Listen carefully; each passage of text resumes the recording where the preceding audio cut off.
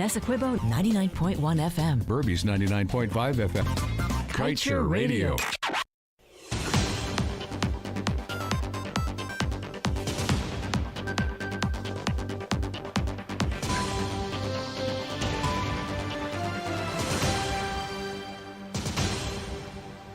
Good day. Thank you so much for tuning in to Kaieteur Radio. I'm Kevin Smith. Welcome to your news at noon.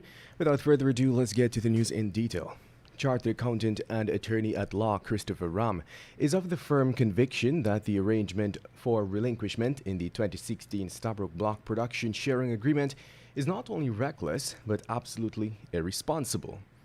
Expounding on his perspective, Ram explained that the initial period of a prospecting license is 4 years. Such license is subject to 2 renewals of 3 years each. The lawyer further noted that the standard provision in the Petroleum Act is that on an application for first renewal at the end of the 4 years, the company is required to give up 50% of the block granted on an application for the second renewal, which is at the end of 7 years. It is required to give up 25% of the remaining concession. He added that at the end of the 10 years, which is the end of the third renewal period, the company has to give up all portions of the block not subject to a production license. In other news, almost $500 million worth of the laptops procured for teachers under the One Laptop Per Teacher project, which was implemented under the David Granger-led APNU-AFC administration, were found to be damaged or defunct.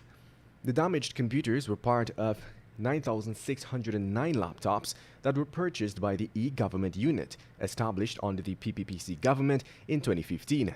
The PPPC had paid $1.6 billion for the Chinese-branded Hair computers in 2015 for their One Laptop Per Family project, but demitted office shortly after. The computer program was rebranded by the Granger administration as the One Laptop Per Teacher project and distributed to teachers across the country when the APNU-AFC administration took office a year later. It was, however, discovered that hundreds of the computers were damaged and not functioning.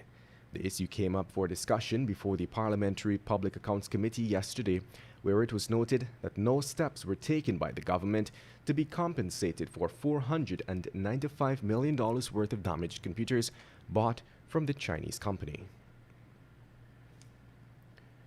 And now let's tell you, the government has been pleading with oil and gas companies to hire workers who have been laid off by Kaieteur. At least this was what the minister within the Ministry of Public Works, Theodat Indar, revealed. He was at the time attending a career fair hosted by Guyana Shorebase Inc. at the Eidflood Community Center ground. He told DPI that his government is encouraging companies in the oil industry to seek out areas that would allow persons who have been laid off by Kaieteur to be employed.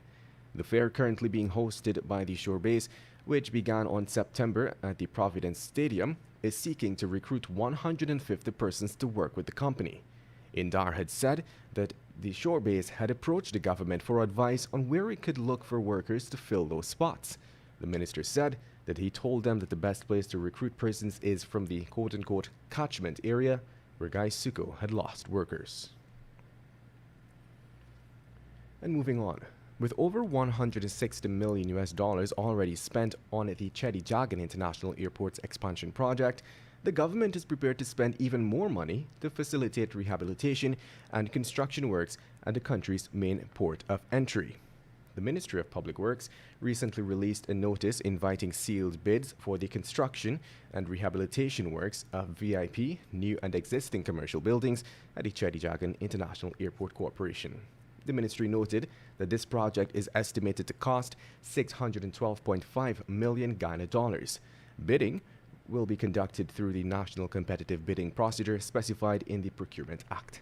Bids for this project are slated to open on October 21st, 2021. And moving on, police are investigating the alleged rape of 3 teenagers, 15 and 17-year-old brothers and a 16-year-old boy from Quarantine, Region 6. The man whom the allegations were leveled against was arrested on Sunday and is assisting with the investigations. Reports are that during 2020 and between January 1st, 2021 and October 8th, 2021, the act was allegedly committed on the boys against their will by a 39-year-old suspect. The victims have told the police that the suspect is known to them personally and they would frequent his home upon the request to do chores. Permission was granted by their parents. However, on several occasions, separately, the victims alleged that they were threatened at knife point by the suspect before he committed the act. They stated that they were scared to confide in anyone about what took place at the house because of the threats from the suspect. You're listening to Kaieteur Radio 99.1 and, of course, 99.5 FM. We will return after the break.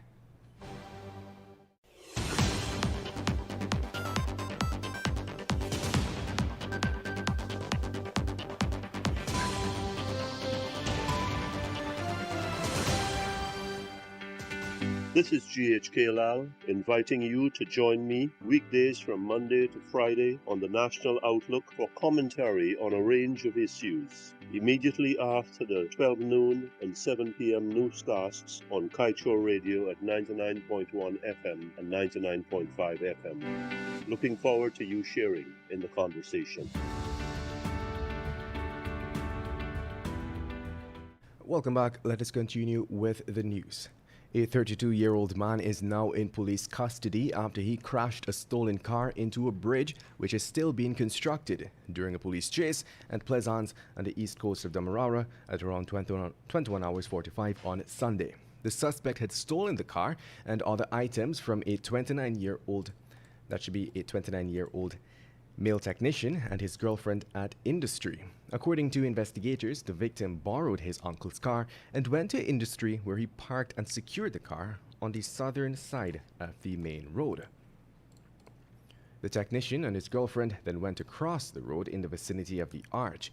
The couple was then approached by two men, one armed with a silver and black handgun. The armed suspect relieved the couple of 2 gold chains and $3,000 cash. It is not clear how the second suspect escaped or if the loot was recovered. And moving on, for the third quarter of 2021, inflows into the Natural Resource Fund amounted to $19.5 billion, comprising profit oil totaling $16.6 billion and royalty to the tune of $2.5 billion. This is according to the latest financial report on the fund, which is prepared and published by the central bank. The report noted that since its inception, the fund, which is held at the Federal Reserve Bank of New York, has received 81 million Ghana dollars from 7 lifts of profit oil and 9.8 million Ghana dollars from royalties. The fund has also earned $10.8 million in interest income over the quarter. Furthermore, the fund recorded a profit of $10.8 million this quarter solely due to the interest earned on deposits as the overnight deposit rate increased by 5 basis points. And now let's tell you, a 34-year-old man was killed yesterday morning during a shootout with ranks of the Ghana Police Force at Grove, East Bank, Demerara. The dead man has been identified as Kevin Andres of Grove's housing scheme. According to information, Andres and his alleged accomplice exchanged gunfire with the police sometime around 2 hours 50 following a high-speed chase at a location in Grove. Based on police information, moments before the shooting, ranks were on a mobile patrol on the east bank of Demerara when they received a report that a motor car was transporting suspected stolen items.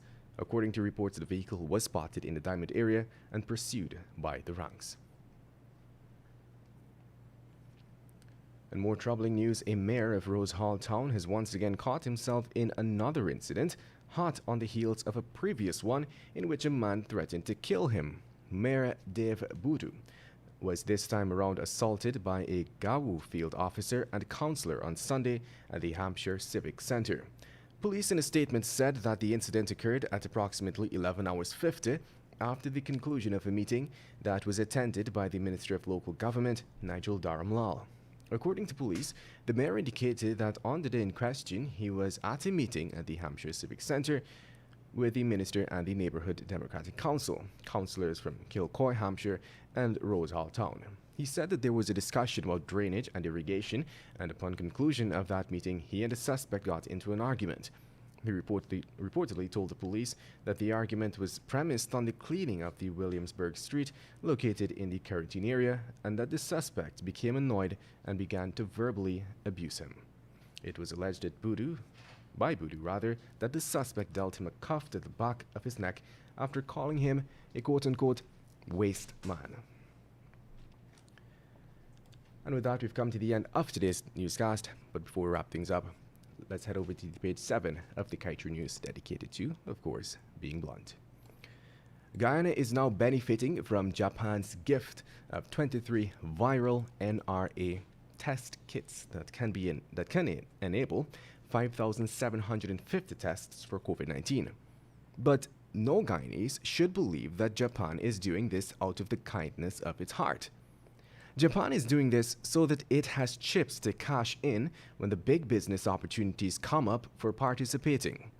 They will say, "We were there for Guyana." Bottom line is, everybody wants to be our friend. Everyone. Everybody is using us, from local leaders to foreign powers. And with that, we've come to the end of today's news at noon. I'm Kevin Smith. Thank you for listening. Want value for your advertising dollar? Then place your ads on Kaieteur Radio's newscasts. Streamed live on 6 different mediums, reaching hundreds of thousands. Advertise today and watch your dollar grow. Call us on 225-8465 or 226-8210 today. I am Glenn Lal, and I have some beautiful things to share with you guys. Fellow Guyanese, this